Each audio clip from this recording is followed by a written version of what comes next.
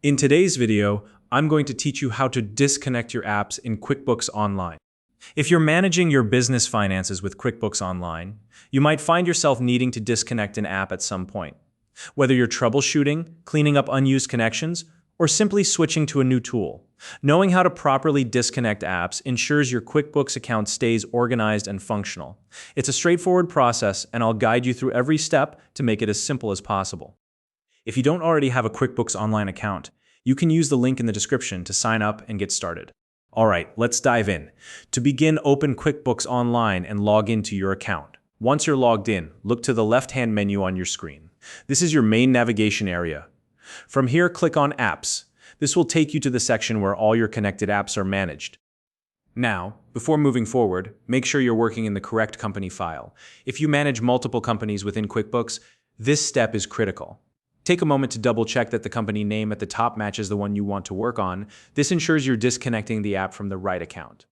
Once you're in the Apps section, navigate to the Overview tab.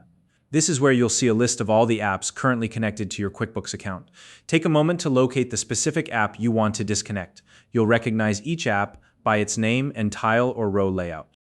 When you've found the app, look for a three dots icon, often referred to as the More Actions menu. This icon will appear somewhere on the app's tile or row.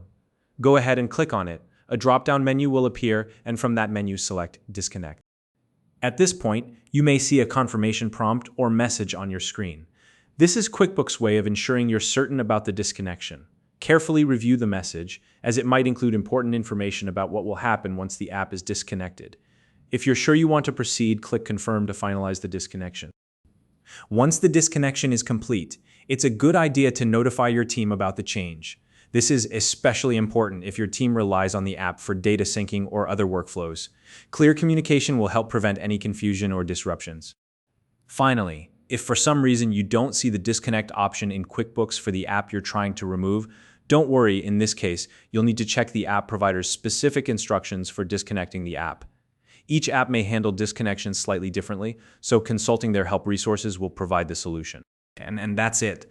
By following these steps, you can successfully disconnect apps in QuickBooks Online and maintain control over your integrations. If you found this video helpful, please like and subscribe.